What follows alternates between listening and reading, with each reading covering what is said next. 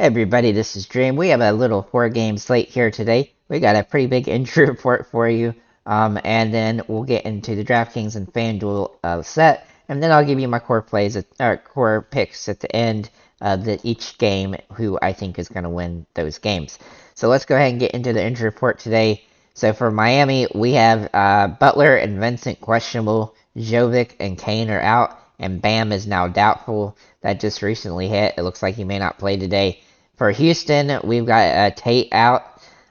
For the Bucks, we have Holiday out. For Memphis, we have Bane out. For the Pelicans, we have Ingram out. For the Jazz, we have Sexton out. For the Suns, we have Cam Payne and Cam Johnson both out, and Booker and Ayton are both questionable.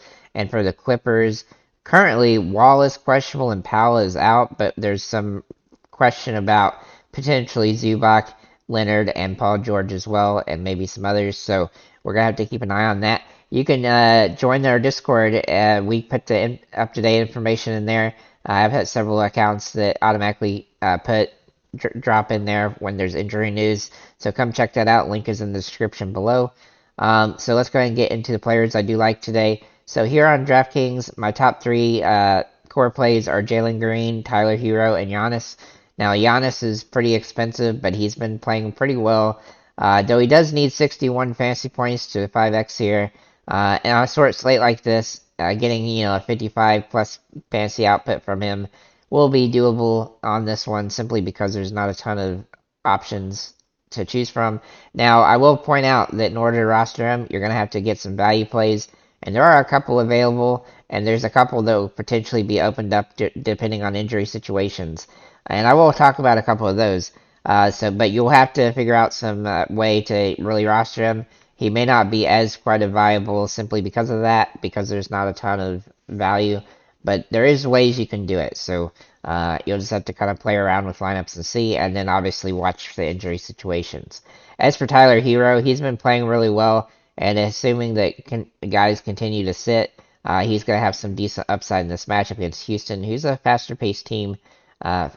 Going against Miami. And then Jalen Green, he's just been playing really well, and his price point has actually dropped a little bit. He's had a couple off games, but he's been solid most of the season, and I like him at this price point. He's been playing decently, and so I think he's a good option on the slate. Some other guys I like today are Mike Conley for Utah. With injuries to Utah, with Sexton out, he should get some more run in this game. His minutes have gotten a little bit all over the place, but he should get a decent amount of run. He's not an automatic lock simply because he's been inconsistent lately, but he is doing pretty good, and I do like him in this matchup. Then we'll look at CJ McCollum. I do like him a lot today. He was very close to being a core play with injuries to Ingram and a couple other guys potentially to sit.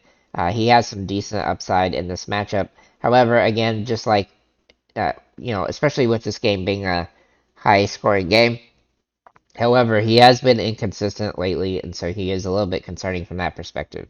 Then Grayson Allen, now he's very scoring dependent in order to 5x here, but with Drew Holiday out, a couple guys are viable for the Bucks, and I do think he's going to get plenty of shot opportunities in this game. In the last 2 games, he shot the ball a lot. Granted, one of those games he didn't shoot very well, but he is extremely scoring dependent if he's going to 5x.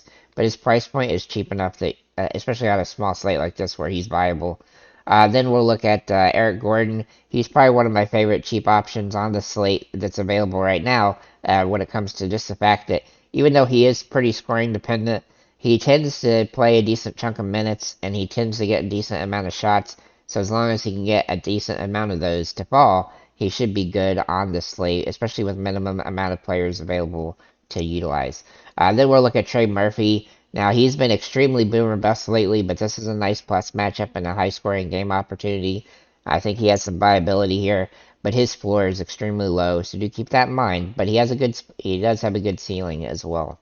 Then we'll look at Paul George. Now, if he ends up playing, especially if Leonard is out, that should give him a little bit of a boost.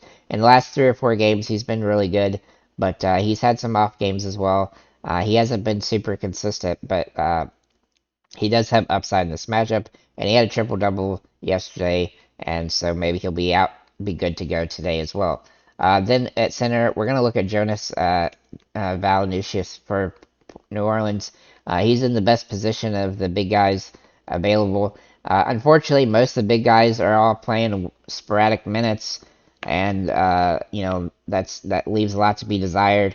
Unfortunately, with him, even him, that's the case as well. But he does have double double potential, and if he is able to get the double double, then he will be able to 5x. But he is a little bit concerning just because of the minutes, and it seems like every center on the slate is in that position. Now, one bonus that you can do is you can put Giannis at center position. I'm also, though, going to talk about one other center simply because there's a possibility that he ends up starting for the first time this season, and that's Dwayne Dedman. Now that we have Bam doubtful, he would definitely be potentially viable here, especially at nearly minimum price. And so he would definitely be somebody that I'm going to take a look at if Bam is in fact ruled out, because that news is pretty new right now. So keep him in mind as a possibility at center as well. And he's a good value, save way to save money. So with that said, that's what I have for DraftKings. I think it's overall a pretty solid slate. And let's go and get into FanDuel now. So in FanDuel, obviously you see Jalen Green, Tyler Hero, and Giannis available here. Now Giannis is a great option. He actually gets he has a little bit more upside on FanDuel, or sorry, on DraftKings than FanDuel because of the triple double threats, and also just like he doesn't really get a ton of steals lately or blocks, but he's getting a couple, and he does have some upside here, especially with there being more guys that are overpriced on FanDuel. I think he's got even more value. Tyler Hero is a little bit cheaper here on FanDuel as well than he is on DraftKings, so I think he's in a really good spot here, especially with the injury potential for Miami. He's going to have all the minutes he can handle. Jalen Green also looks interesting today. He's been playing really well lately, and his price on FanDuel is just too cheap for what he's been doing. So overall, that's what I like as my top guys. I'm also going to take a look at CJ McCollum here. Now, McCollum has been playing up and down the last few games, but I do think he has good upside in this matchup, and he's in a viable price range for himself. And then Paul George, assuming he ends up playing, he'll be somebody that I'll take a look at here on FanDuel with his upside. He had a triple double yesterday. He didn't have a ton of points, but he did get the triple double. And if he can come closer, just get 30 actual points, then he'll be really good on this particular slate. Then we'll look at Trey Murphy here for the New Orleans Pelicans. Now he's been very boomer bust lately, but he has some decent upside in these N plus matchups, and that's just definitely what he has here. We're also going to look at Grayson Allen.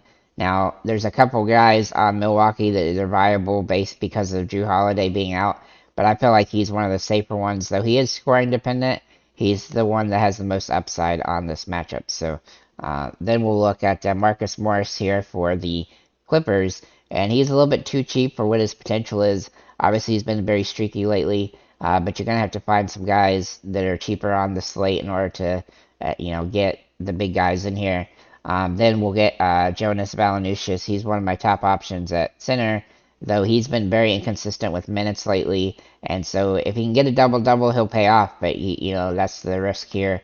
And he's really not getting many peripheral stats, which is like when it comes to blocks and steals, which is not helpful on, not good when you're on FanDuel. You need to get more of those. But you have an alternative here with Dedmon. If Bam is in fact ruled out, he's currently doubtful. Dedmon would be a viable option if he ends up starting, or whoever the center is that ends up starting for the Heat. So with that said, guys, I think it's a pretty decent slate. Don't love it, don't hate it, but lots of injuries to consider as the game progresses. Here are my picks for who's going to win each game. I have Houston over Miami, with Miami missing so many players, potentially.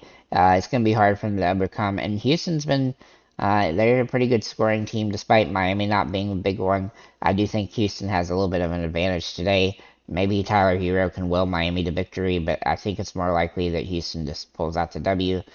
For the Grizzlies over the Bucks, I tend to like Morant's chances in this game. I think Giannis is going to put up a big game, but I think the Grizzlies are going to let him do his thing and then try to stop everybody else. That's what I would do. If you're for the Pelicans over the Jazz, I really just like how the Pelicans have been playing lately, even though they've been getting taunting and stuff like that, which is kind of unsportsmanlike. They've been playing well as a team, and while the Jazz have a nice little team there that plays pretty well, they have some inconsistencies, and I think the Pelicans are in just a better shape right this minute. And then I have the Suns over the Clippers. Now, I would change that if the Clippers end up having Paul George and Kawhi Leonard, because when they have both those guys, they have a lot of upside, especially if John Wall plays. But it looks like right now that John Wall and maybe even Zubac and then maybe even a couple other guys may not end up playing.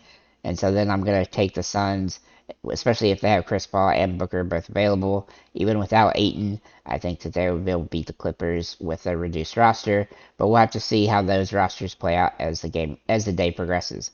So with that said, guys, thank you for liking, commenting, subscribing. If you have any comments or questions, feel free to leave them below. And have a nice day, guys.